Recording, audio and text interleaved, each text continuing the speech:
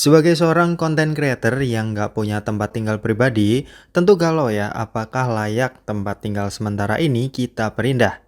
Dan tentunya pertanyaan seperti, apakah nggak eman-eman kalau kita nanti pindah ke tempat lain, pasti bakal sering muncul di pikiran kita. Itu semua tergantung pemikiran kalian, dan aku di sini punya pemikiran lain tentang hal itu. Workspace merupakan tempat kita bekerja sehari-hari, tempat kita paling sering menghabiskan waktu, dan tempat di mana kita bisa dapetin banyak ide-ide cemerlang.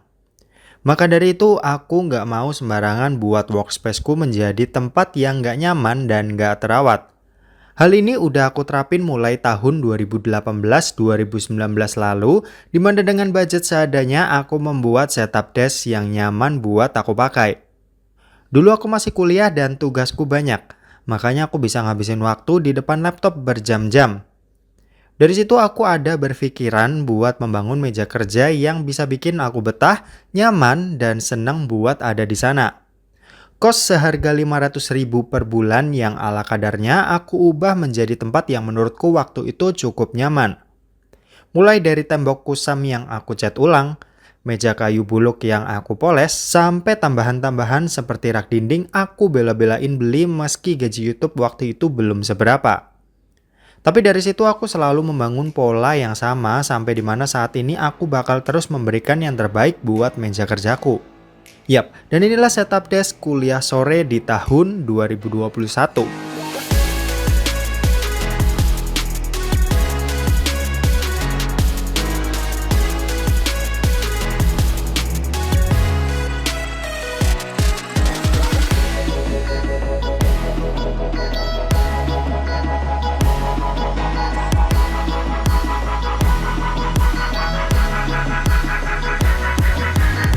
Sebelum setup turnya dimulai, aku mau disclaimer dulu. Kalau kos-kosanku ini nggak boleh ngecat, nggak boleh paku dinding, dan nggak boleh macam-macam yang ngerusak kondisi asli kamar maupun perabotannya.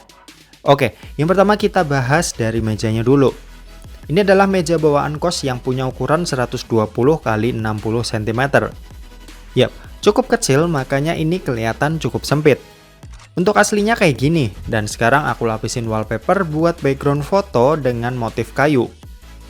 Background foto ini aku beli di salah satu toko di Tokopedia, yaitu Alas Foto, yang jual berbagai macam kebutuhan properti buat fotografi. Harganya murah, nggak nyampe 100.000 dan ya kayak ginilah hasilnya. Di meja kerja ini terdapat 3 laci, di mana laci pertama ini aku taruh peralatan kerjaku mulai dari lensa, baterai kamera, kabel-kabel USB-C, micro USB, kabel lighting, SD card, dan masih banyak lagi yang lainnya. Di laci nomor 2 ini ada alat-alat tulis, ada gunting, cutter, film kamera, dan ada yang lain juga. Sementara di laci paling bawah ini ada plastik-plastik, tas belanja, payung yang penempatannya ini random, karena nggak ada tempat lain buat ini.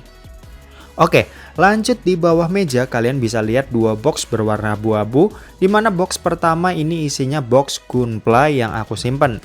Dan di sini juga ada toolkitnya ya kalau aku mau ngerakit gunpla lagi. Terus di box satunya ini terdapat alat-alat yang peruntukannya mirip kayak laci pertama tadi, dan bedanya di sini lebih nggak teratur. Bisa kalian lihat di sini ada stick buat main PES, ada lampu, ada charger, dan lain-lain. Di atas kedua box ini aku biasa taruh bantal buat pijakan kaki kalau aku lagi kerja di setup deskku ini. Dan ya sejauh ini bantal ini cukup membuat nyaman, apalagi PC-ku ini gampang banget nyetrum. Jadinya posisi kaki di atas kayak gini selain membuat nyaman, ini juga membuat aman dari kagetan listrik. Kalau di sebelah kiri meja ini terdapat rak yang aku beli juga dari salah satu toko yang ada di Tokopedia dengan harga 400.000 kalau nggak salah. Di sini aku taruh lampu sorot arsitektur yang harganya nggak nyampe 100.000, ada jam dinding yang harganya cuma 70 ribuan, terus ada 2 buah gunpla HG dan RG, dimana yang HG ini adalah gunpla pertamaku yang harganya cuma 200 ribuan. Terus yang satu lagi ini RG atau real grade dengan harganya yang kurang lebih 400 ribuan. Di rak nomor 3 ini ada tanaman yaitu peperomia yang aku beli dengan harga 100.000 aja udah termasuk potnya. Dan di bawah ada pemanas air yang biasa aku pakai buat bikin kopi atau susu kalau lagi hujan. Di samping meja yang menempel ini terdapat banyak colokan yang aku pakai buat menghubungkan lampu, jam, pemanas air, dan printer ke sambungan listrik yang posisinya ada di belakang meja. Jadinya aku pakai sambungan kabel yang cuma aku lakban aja karena sekali lagi di sini dilarang buat pakai paku. Oke, lanjut buat di atas meja yang kayaknya pengeluarannya paling banyak di setup tour kali ini. Kita mulai dari aksesorisnya dulu ya. Di sini ada tanaman palsu yang aku dapetin di salah satu toko di Tokopedia yang harganya kalau di total-total itu nggak nyampe 100.000. Terus ada kaktus beneran nih yang harga lengkapnya kalau sama pot-potnya ini sekitar 80 ribuan. Buat pajangan di sebelah kaktus aku juga taruh kamera analog dari Olympus yaitu OM10 yang aku beli dengan harga 2,5 juta di Shopee. Cuma lupa ya nama tokonya apa, kalian bisa cari sendiri deh. Terus ini ada PC bapuk nih, yang dulu aku rakit dengan harga kurang lebih 9 jutaan. Untuk speknya bisa kalian lihat di room tour sebelumnya di mana aku udah jelasin dan sekarang agak malu aja buat jelasin detailnya karena ini udah jadul banget buat komponennya. Buat keyboard aku pakai keyboard dari Keychron yaitu Keychron K2 dengan switch berwarna coklat dan keycaps yang aku ganti menggunakan keycaps dari Press Play. Buat harga dari keyboard plus keycapsnya ini aku dapetin dengan harga nggak nyampe 1,5 jutaan. Terus ada mouse yang baru aku ganti juga nih, yaitu Logitech MX Master 2S.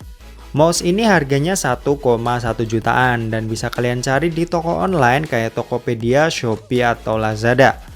Kalau buat mousepad yang aku pakai ini mousepad yang nggak bermerek dan aku beli di Shopee dengan harga 30.000. Yap. Cuma 30.000 aja kalian bisa dapetin mousepad super minimalis dan keren ini. Terus di bawah monitor ini aku juga ada taruh meja kecil berwarna hitam yang harganya tuh cuma 100.000 aja.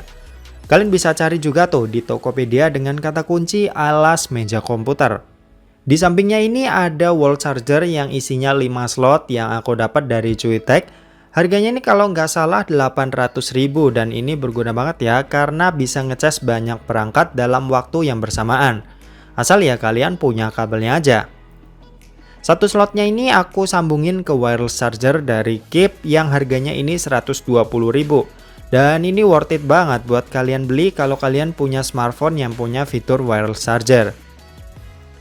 Di atas meja kayu tadi terdapat sebuah speaker soundbar yang aku lupa mereknya apa. Ini harganya cuma 350.000 aja dan buat kualitas sih emang nggak terlalu bagus. Cuma karena masalah space dan estetika akhirnya aku memutuskan buat beli benda yang satu ini. Dan terakhir ini adalah benda yang terakhir kali aku beli sebelum bikin video ini, yaitu monitor Xiaomi 34 inch. Yap, monitor ini curve dan worth it banget buat dibeli.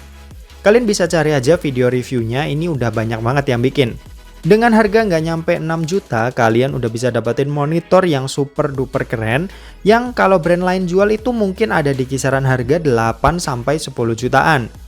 Dan ya emang monitor ini belum resmi rilis di Indonesia.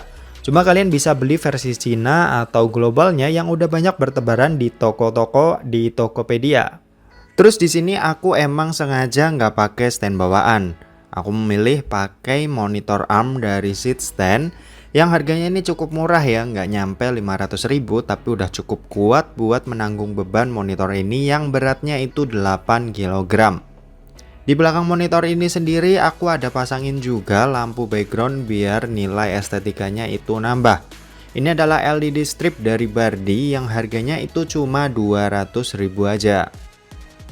Oke, mungkin segitu aja buat setup tour kali ini. Semoga di tahun 2022 nanti udah banyak perubahan yang aku lakuin biar kalian gak bosan buat nontonnya. Bye-bye.